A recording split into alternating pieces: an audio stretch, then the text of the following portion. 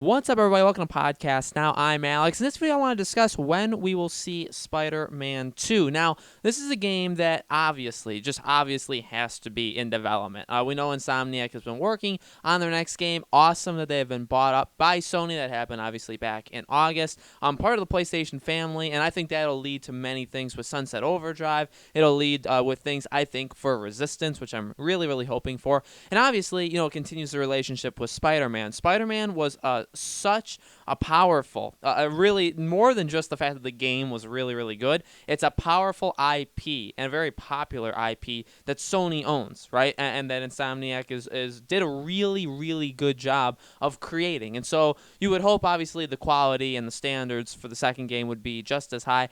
It's going to make the PS5. I think it's going to be one of the biggest games. One of the games I think over the first couple of years of the PS5 that is going to be like, okay, this is the reason that you need to buy, this console. And, if you would have told us 3-4 years ago, before Spider-Man even existed, that would be saying something, right? We wouldn't have even known that would happen. But now where we are in terms of the gaming world, like that is, when you look at the PS5, you say, well, maybe Horizon Zero Dawn, God of War, Spider-Man, God of War 2, Spider-Man 2, there are going to be quite a handful of games, let's say, that are going to be like, here's the reasons why you need to buy this console. And to be honest with you, I feel like they're all big. All of them are massive. Horizon did so good in terms of the first game. I think it's going to take another step forward for the second game. God of War is already an established, property. We know about that, and they obviously, it was a game of the generation, game of the ages, basically, the new God of War. So it's powerful company, or there's a lot of games that you could say you have to live up to, but Spider-Man in its own did such a phenomenal job all around. And that game, really, you look at it and you say, that was one of the biggest games really ever. It was the biggest superhero game. It defeated the Arkham games in terms of sales. A lot of people will now start to compare it and say, well, which one is better overall? But obviously, a major standard was set because of this Spider-Man game. So that's going to be one of the games that you look at and say, this is going to be a reason why you buy the PS5. Now, the question is, when are we going to see this game for the first time? And when will the game actually release? That's kind of a further pushed out question, right? But when will we first see this game? There's a lot of opportunities, of course, to come over the next year. 2020 is going to be a really big year for things like that. Firstly, we have whenever the PS5 is going to be announced. If they're going to do that presentation or that convention that they throw on by themselves, or Sony themselves, in March, April, whenever they do it. There's been rumors of March being that time. They did it for the PS4. If they did it for the PS5, obviously you're going to want to show some things that are going on, right? You're going to need to show some games. E3, there's obviously going to be so many next generation games. But, the thing with this is, I really don't think Spider-Man is, I think it's probably closer than a lot of people think, but I don't think it's all that close, okay? It just came out, obviously, September of 2018. Even if, at E3, let's say, is when they really start to show these games, that's not even 2 years. It's a little less than 2 years.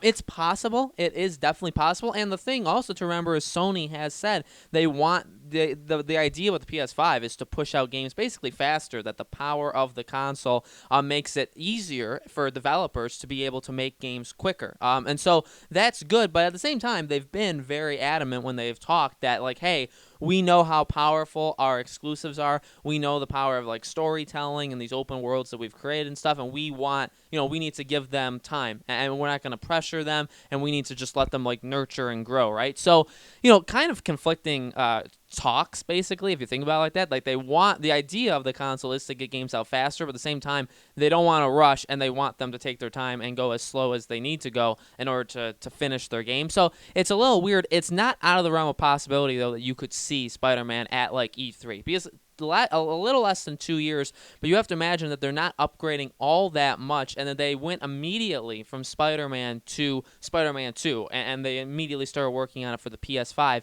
It's not all that hard to believe. At the same time, and also a thing with Sony too, you have to know is, or you have to remember, they are very comfortable announcing their games and not having them come out for years. Okay, we're into year 3 almost of The Last of Us Part 2. God of War was known for a very long time. Spider-Man even was known for a very long time. So they're not afraid. They are a publisher Sony themselves that are not afraid to say, hey, here's the game, but you're going to have to wait. You're going to have to wait like at least a year, probably a year and a half to 2.5 years. Like, that's just how long it's going to take us to get this game out. But we want to show you that we're working on it. And I feel like that's kind of just the situation they're in specifically. Same thing with like Microsoft, where like you have to build up a hype and anticipation for your exclusives, so you're going to do things like that. That's kind of just the business. And so maybe because of that, we do see Spider-Man at E3 and say, hey, here it is. Like, this is a game we're working on for the PS5. It's going to be amazing. We also have Horizon. We also have God of War.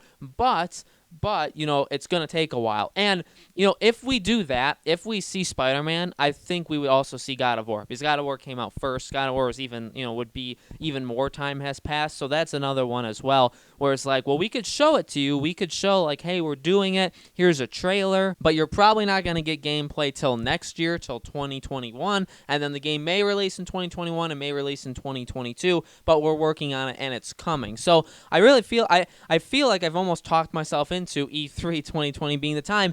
It does make sense. It kind of also depends on, here's what it majorly depends on, is how comfortable Sony is with what they got already going with the PlayStation and what they've already planned to announce. So if their plan was to say, okay, we're going to show Ghost of Tsushima that's also running on PS5 and say, this is a launch title, and say, hey, there's a Killzone thing being worked on, and hey, there's Horizon Zero Dawn 2. And Horizon, out of all of them, it would be the closest, because Horizon came out in February of 2017. So that's over 3 years by this E3. Even if they announce the console in like March and they want to show some games, it's been over 3 years at that point for Horizon. You think Horizon needs to be first, so maybe that's one.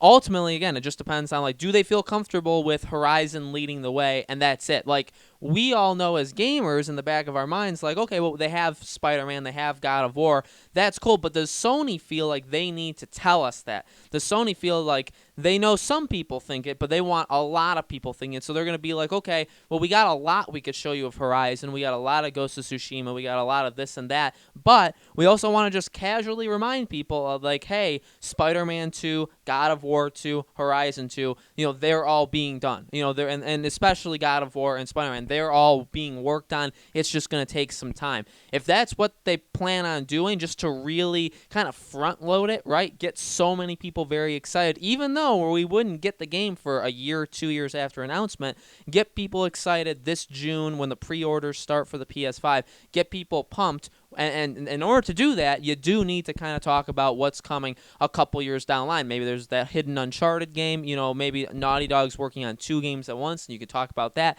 You know, there's a lot of things that could definitely happen, and I think they're probably pondering that. I'm sure, obviously, I mean, we all know Spider-Man 2 is in development.